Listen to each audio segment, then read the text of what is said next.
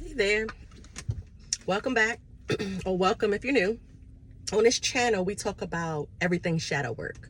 We talk about limiting beliefs, we talk about doubts, fears, and most importantly, your ego. But it's important to know that before you move into your life's journey, you have to stop and do the journey that's within, okay? You cannot just set out onto a journey with the same thoughts and the same behaviors and the same temperaments that you've had on your previous journey. If not, if you do that, then you're just going to repeat a lot of cycles. So here I am going to talk about winning a battle with your ego. That's today's topic. However, most people will scroll past this video and they'll instead click on that how to manifest your dream life in 3 days. Yeah. See, that's you not doing the work. And manifestation don't work unless you work it. You have to put the work in, because how can you manifest your dream life if you don't even believe you're worthy of having it? So it's time to break. It's time for us and for you to break free. And that means break free from your limiting thinking, your beliefs, all of the things that have you trapped and bound to the reality that you see every day. What is spiritual attacks? So spiritual attacks and warfare comes from your doubt, your insecurities, what you believe about yourself to be true. And it's all the parts of you that you have not healed yet. So the attacks come and they use your very own thoughts against you. It turns into a battle. So now it's the battle of my higher self, that the conscious version of you, right? The part of you that wants to do better. So you've sat with your higher self and you know the plan, you know what you need to do. And then here come the little raggedy ego. And he's coming in and he's highlighting for you all of the things that you can't do, because you've told yourself you couldn't do it. So now it's a battle going on in your mind, and the physical you is observing it. It ain't nothing you can do except for stand up for yourself. So when you're experiencing these attacks and you only know that you're experiencing them, you know when you know. Because that means no matter what you say to yourself or what you think, they just keep coming back harder and stronger. And before you know it, it's been 6 hours and you haven't been able to think a positive thought in 6 hours, because your ego is just every little thing you do. You eat something that's not good for you. Or didn't you say you were supposed to go on a diet? It's like it remembers everything. So how do we get out of that, right? So what we're going to do here is we're going to unpack the ego and the baggage and all of the things that you've been carrying around from journey to journey, because clearly your ego is using you. Your ego is using your negative thoughts against you. So it's important that what you need to know is that when your mind is being attacked, it's not you as a soul, right, being attacked. It's your assignment that is attacking. Because typically when you come under attack, you are on the precipice of something great. You are either about to take a bold leap of faith, you're about to come into some blessings, or you simply are about to go through a shift. The ego don't want you to do that. See, for any of you that are watching, typically anything that you try to do to improve yourself, you'll find yourself out in the world trying to improve the world. And the ego don't want that, because if it knows you have the capability to improve the world, you got the capability to improve your thoughts and within your confidence and your belief about yourself and your drive, your determination. It knows you have an opportunity to build resilience. So what I want to tell you about is when you're going through that attack, don't be so quick to be wanting to get out of it, because the attack is trying to teach you something, and it's right there for you to learn. While your mind is being consumed with all of these things, I want you to get a journal and I want you to make a note. Write it down so you can come back and say, okay, I need to get rid of you, and you. And you can sit with yourself and let all of those emotions up so you can release it so the ego can't use it against you again.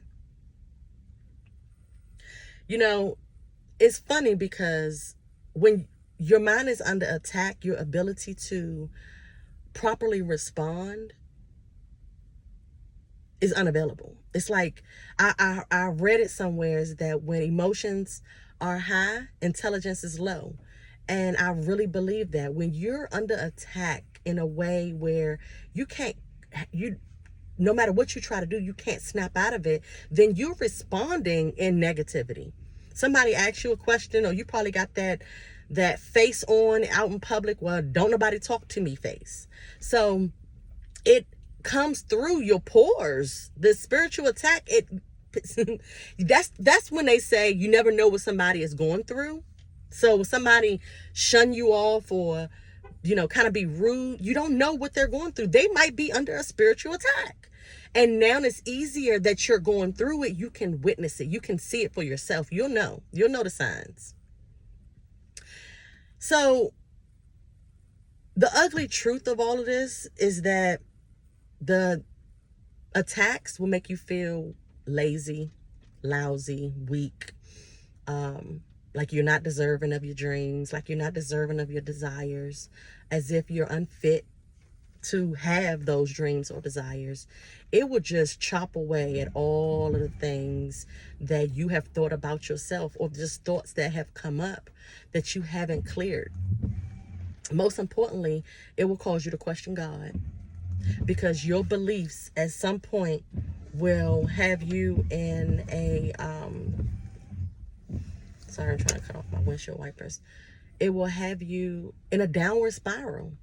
And I remember questioning God from a spiritual attack. It was heavy. I mean, I was yelling at myself with my ego, because I was just so mad. But I was mad at myself, but I was mad at the ego too. Like, shut up. I was so angry. And then I started questioning God, because it brought up all my failures, of course. So then I started questioning God. Well, like I would say, well, why did you ask me to do this and do that if this was going to come of it? And you told me if I just trusted you and I followed your lead, you would take me here, or you would do this for me. And God just was quiet. He didn't respond. And I kept going at him hard. And I was just so upset and so pissed because of my circumstances. I allowed my circumstances to get the best of me. I allowed my ego to get the best of me. And once I was able to allow that attack to subside, I felt like crap, because I was questioning the one and only source. I felt like crap. So I sat with it, and of course I apologized, and he finally spoke up. And in a moment he said, I thought you said you trust me. If you trusted me, you would not be so upset and uneasy about one thing that didn't go your way. It's not on your time. It's my time. That woke me up. Hearing that woke me up. And it was like, yikes. Okay, Melody, get your shit together, because Father not playing with you. And he was so calm, cool, collected. He was unbothered by everything I was yelling and being mad at him about. He didn't take that out on me. He didn't change not one bit. He didn't waver not one bit. And I can still feel the love when he told me about myself. So what I realized is, to truly have control over yourself, and to shorten the amount of time you spend in a spiritual warfare, is to master your own emotions. And you must learn to be neutral. You got to learn how to place yourself in this bubble, this impenetrable bubble, where not even your own ego can get through. You kind of just sit there and you decide, I'm in this bubble. Nothing can bother me. I don't even care what's going on around me. I'm good. It don't matter. With however things go, I'm going to be fine regardless. And that's what you got to tell yourself. And you got to keep telling yourself that, because you got to practice And you got to have those moments of self-talk that's more empowering than they are depowering. Your thoughts control how you feel.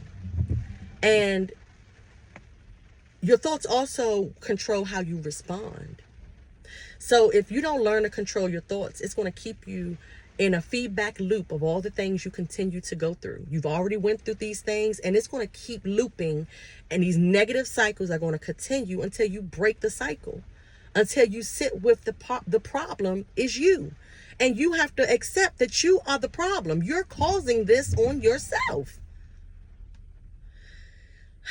Defeating spiritual warfare. I say that because I know it's easier said than done, but you got to start somewhere. And spiritual warfare and managing the ego, actually, it's going to be challenging. It's going to be challenging, but it's an achievable journey that you got to go through. It's something that you can achieve. You can achieve dismantling your ego. It takes time and practice. So let me just go ahead and jump. I done held y'all long enough. Let me jump into the tips. Okay, so my tip number 1 is self-reflection. Become a third party to your thoughts during the warfare. Sit with and let those thoughts run. Get a pad and pen and write down what you're thinking, what you're feeling, because you're going to need that later. So sit with yourself, journal your thoughts, be the third party observer, because you'll know exactly what I'm saying, because it's almost like you can see yourself arguing with yourself. The next thing is meditation and practicing mindfulness. Meditation is a way to stop all thought anyway. So if you go and get into a habit of meditating, you'll be able to stop that catastrophe that's going on in your brain. And I'm sorry, not your brain, in your mind and your thoughts. You can stop it because you're choosing to be mindful, and you're going to force yourself into the void state is what meditation does. It forces you to clear all the thoughts that's going on, and now you can have a conversation with your higher self while you're in that trance state, and they'll tell you what to do to rid yourself of those thoughts. So meditation is number 2. Number 3 is asking for help. Now, this could be a little tricky because you don't want to just go around asking any Mary Jane and John that you see for help. But you will find people that find like-minded people. Find yourself, be a part of a community that people share these stories, or find somebody to talk to about it. And I know it's hard when you're on the journey because you feel alone, but you're not. You'd be surprised by how many of the people that you really, really trust, how many people have gone through what you're going through already, and they didn't speak about it, or they know exactly what you're going through. So ask for help. Find a mentor, a spiritual leader, somebody who can walk you through the process of how to handle spiritual warfare. And remember, there's no pill that can cure spiritual warfare. It's nothing. You can't pop a Xanax and think that's going to eliminate all of the confusion. It might make you tired and chipper for a moment, but when you come off that Xanax, it's going to hit you like a ton of bricks. It's best to just deal with it. The next tip I have is focusing on others. Focusing on somebody other than yourself. Deciding, okay, today I'm going to do this for somebody else. And I do it every day almost. Either as I'm paying a compliment to somebody, I'm in a store, I'm holding the door open, or I'm in line at Starbucks or wherever, and I pay it forward, I buy somebody coffee. I mean, the smallest little thing that you can do. You can help somebody that spilled something on the floor, that dropped their groceries. I mean, just the smallest act of kindness will take you from in your head to feeling a sense of peace and purpose, because you were able to help this person, with regardless if they know that you helped them or not. It's your own inner peace that you're looking for. The next thing is establishing boundaries. So you establish boundaries by protecting your energy. That bubble I was telling you about, you're protecting your energy that way. You're protecting your energy by going through your YouTube feed and getting rid of all these videos that no longer serve you. Stop them from popping up, because if not, At some point of your journey, your YouTube algorithm was a part of your journey.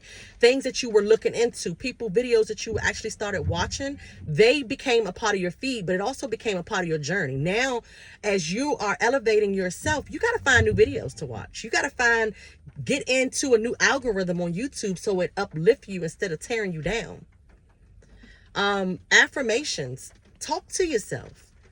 Let me give you an example.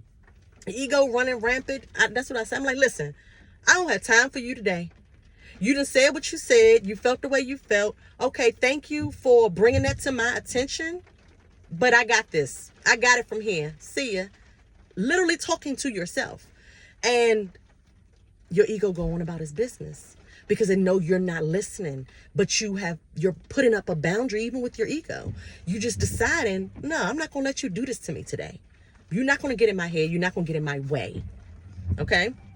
So, another boundary exercise are people, social media and people that call you with a whole bunch of gossip and bull crap. Snooze them. Send them a voicemail for a couple days because you need to stay in a good energy. And the only way to stay in a good energy is by not listening to what's happening with somebody else.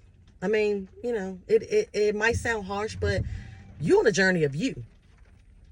You can't get there from listening to somebody else's problems all the time because they sure will project it onto you. And energy is transference. They will transfer that energy onto you. The next thing is to forgive. Then this is a big one. Forgive. Practice forgiveness towards yourself and others. Holding on to grudges can fuel those spiritual warfare occurrences. Okay, so what that means is it's keeping you tied to negative emotions if you haven't forgave. That's the rent-free, living in your head rent-free. That's what I was talking about. You have to do the work. Okay, y'all, do the work and forgive those people. You don't got to call them up and tell them you forgave them, but just center yourself. Go into a meditation or a quiet place and think of your heart center and think of your heart center being illuminated. Pick a color, but focus on your heart and focus on that person and focus on you really forgiving them. You thanking the universe for their presence, their whatever they taught you, because it was all lessons. And you are releasing that burden or trauma or pain that they caused. You let it go. And in that moment, you just breathe through it. You just let it go. And the last one, but the most important one, is gratitude. Be grateful. Cultivate that practice of gratitude every day and you'll shift your perspective.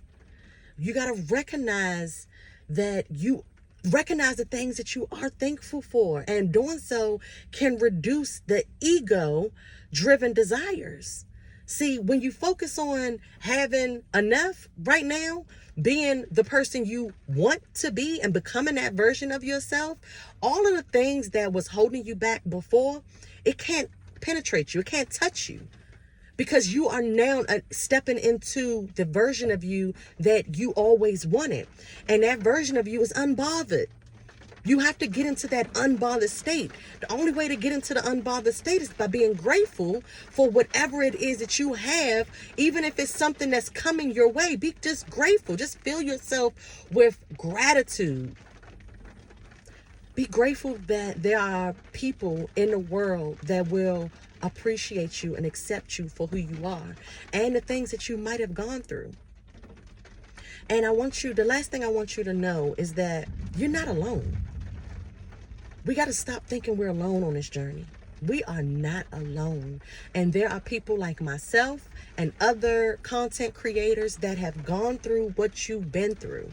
And my only job here is to give you a different perspective, help you to identify where things may go awry, where it's all going left, and help bring you back to the center. That's my only job. That's all I've been through so much that I had to teach myself how to become the best version of me. And I did that with YouTube help. That's how I know about the algorithm. As you're working on yourself, you start watching certain videos. And as you're watching those videos, it's teaching you.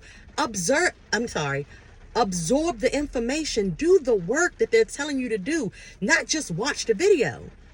Do the work. And then you can go back and you can either respond to that video or you can just feel good about it. Like you've done your part. So that's all from me today, y'all. This video is way too long. And y'all know me, I'm not editing, I'm not doing any of that. But I will say that there is a lot more where that came from. So if you made it to the end of this video, I'm only, y'all know my motto. If you like my vibe, then be a part of my tribe. Go ahead and check that like and subscribe button, and let's talk about it. Leave some comments so we can discuss what's going on with your ego and how you've persevered. How have you persevered through the attacks of your ego? Drop your comments below. And until next time, I'll see you in the next one. Have a great day.